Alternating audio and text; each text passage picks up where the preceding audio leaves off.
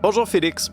Bonjour Alexandre. Alors pour faire la lumière là, sur cette crise qui secoue le SPVM, est-ce que ça prend une enquête publique?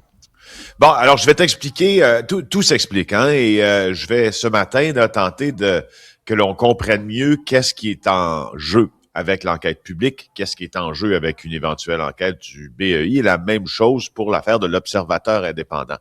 Il y a beaucoup de nuances à faire présentement dans cette portion de cette histoire bien grave qui est survenue à Montréal-Nord. Alors, vous savez, donc hier, le ministre de la Sécurité publique a annoncé donc la nomination d'un observateur ou d'une observatrice là, indépendante qui vont superviser, qui deviendront gage de garantie de succès pour l'enquête du SPVM, ou au moins garantie que cette enquête-là soit menée avec diligence.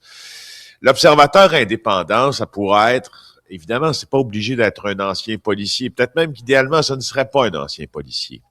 Je veux dire, ça peut être n'importe qui de la société civile, un observateur indépendant, ça peut être un avocat, ça peut être un notaire, ça peut être un ancien journaliste, ça peut être des gens qui connaissent la façon dont on a fait ces enquêtes-là dans le passé.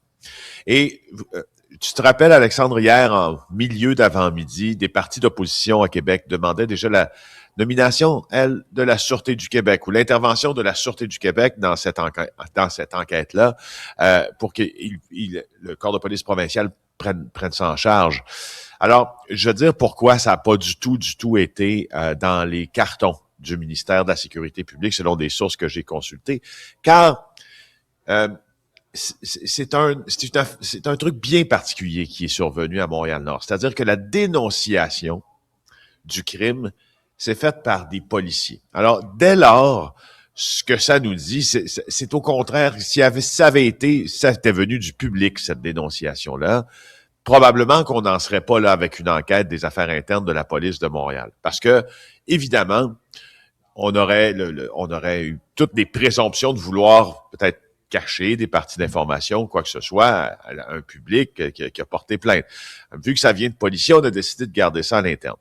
Alors, c'est pour ça que la Sûreté du Québec, d'ailleurs, n'est pas mandatée pour mener cette enquête-là, puis pour une autre raison. Je ne sais pas si tu te rappelles, en 2008, après le décès de Freddy Villanueva, c'est là que les groupes sociaux communautaires, entre autres, mais d'autres acteurs de la société civile, ont demandé au gouvernement de créer le Bureau des enquêtes indépendantes pour éviter que quoi? Éviter que la police enquête sur la police. Alors là, je veux dire, tu nommes la Sûreté du Québec pour mener cette enquête-là, tu nommerais donc une police qui enquêterait sur la police. C'est un retour en arrière de 15 ans. Alors, ça fonctionne pas. Maintenant, il y a la question du BEI. Est-ce que le BEI, c'est dans les cartons au ministère de la Sécurité publique, pourrait prendre une partie de cette enquête-là? La réponse, c'est oui, mais non. Parce que le BEI a un problème. Le BEI ne peut pas contraindre un policier, exemple, à lui parler. Alors, qu'est-ce que ça... En tout cas, Brigitte Bishop, la grande chef du BEI, est une avocate réputée. C'est l'ancienne inspectrice générale de la ville de Montréal. Elle n'a que des... son dossier est sans tâche. Mais qu'en serait-il si une enquête du BEI aurait de la difficulté à contraindre les policiers impliqués dans ça à témoigner? Ils ne sont pas obligés d'aller témoigner au BEI, les policiers. Alors, est-ce que c'est le bon véhicule? Pas sûr. Et finalement, l'enquête publique. Bon, mais la question de l'enquête publique, je suis pas certain d'ailleurs, je vérifiais hier les déclarations de la mairesse de Montréal, Soraya Martinez, qui dit que ça prend absolument des accusations pour qu'une enquête publique ait lieu. Pas si sûr. L'enquête publique, elle, peut contraindre, elle a le pouvoir d'amener, et on y témoigne sous serment. Les policiers, s'ils sont appelés à aller parler devant un commissaire ou des commissaires, ils vont devoir le faire. Et ça pourrait être la clé de l'enquête publique, c'est ce que ça pourrait nous révéler. Puis ça pourrait nous révéler pourquoi le SPVM, ou si, peut-être, je ne veux pas les accuser de rien. Est-ce que, disons, le SPVM a encadré ses agents du poste de quartier 39 comme il devait le faire, sachant qu'il y avait un biais racial dans les interpellations à Montréal? Ça, c'est une question hyper importante parce que tu as des informations aussi qui, visiblement, pointent peut-être dans une autre direction. Ça, Félix, ça, c'est pour la partie... Bon, qu'est-ce qu'on peut faire pour changer ce comportement-là, que ça se reproduise plus, puis comprendre ce qui s'est passé? Deuxième volet, il faut se tourner aussi vers l'avenir.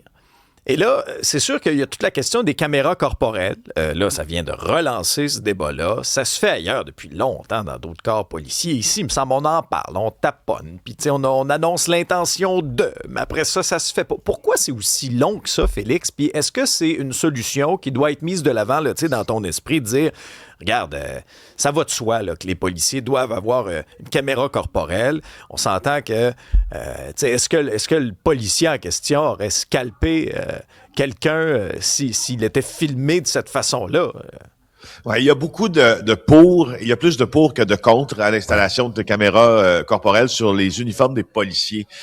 Et dans ce cas-ci, à Montréal-Nord, moi je pense, je connais pas exactement la solution technique rapide, là, mais moi je pense que l'installation de caméras corporelles, très rapidement, pourrait au moins préserver ce qui reste à Montréal-Nord de sentiment de confiance dans la façon dont les agents de police le coin.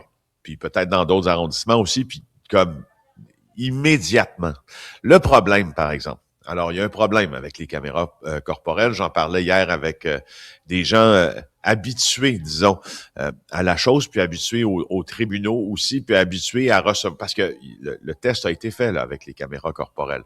Puis dans certains pays, d'ailleurs, on a un problème devant la justice, parce que quand tu portes une caméra, je vais être pratico-pratique là, quand tu portes une caméra corporelle comme policier, que ta caméra est requise, donc en cours, là, parce que quelqu'un va s'être plaint, exemple, dans ce cas-ci, d'une interpellation avec profilage racial. Souvent, là, il y a tellement de tiers innocents dans ces caméras-là, de travail, de brouillage, des fois, on fait une forme de partie de pêche, puis on veut filmer presque, on veut soumettre la journée au complet du policier. Je pense que j'avais un exemple récent, là, où ça avait coûté près de 25 000 $ en frais juste de soumettre la caméra corporelle dans l'utilisation. Ah, ouais. Ouais.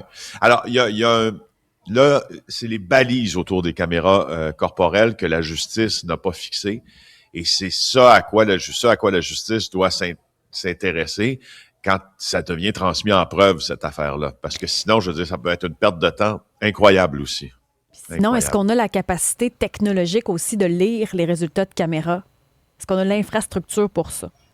Ben oui, on les a. Ça, c'est pas si compliqué. C'est l'infrastructure pour commencer à brouiller les tiers innocents qui sont dans cette caméra-là, comme dans ces images-là, comme je le disais, puis tout ce qui en découle. Alors, on n'est pas sorti du bois pour cet aspect des choses. En terminant, je vous l'apprends en primeur à CUM ce matin.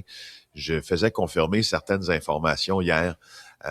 Et j'ai appelé les policiers que je connais et je peux vous confirmer maintenant que la retraite d'Hélène Mercier, parce qu'on se posait des retraites sur la commandante du poste de quartier, a été annoncée en janvier 2026, alors que l'enquête a commencé, elle, en mars 2026. Alors, je trouvais ça bon à spécifier. On se demande toujours pourquoi Hélène Mercier ne savait pas, en tout cas selon ce qu'elle aurait déclaré aux enquêteurs, ce qui se passait à la relève de nuit de son PDQ 39. Mais ça, c'est une autre dossier. Elle n'est pas là pour répondre aux questions présentement. C'est un fait qui est important. Il y a des policiers du secteur là qui nous parlent parmi le noyau des 16 là, qui ont été relevés là, de leur fonction ou mutés à d'autres tâches, je devrais dire pour plusieurs, la majorité, d'un noyau qui viendrait de Laval. Puis qui aurait importé d'ailleurs, et là je le dis, là, je mets des gants blancs, là, mais qui aurait importé certaines méthodes que l'on aurait calquées sur des interventions policières à Laval. Donc, ça serait ailleurs, potentiellement. C'est le mot qui court autour du poste PDQ 39.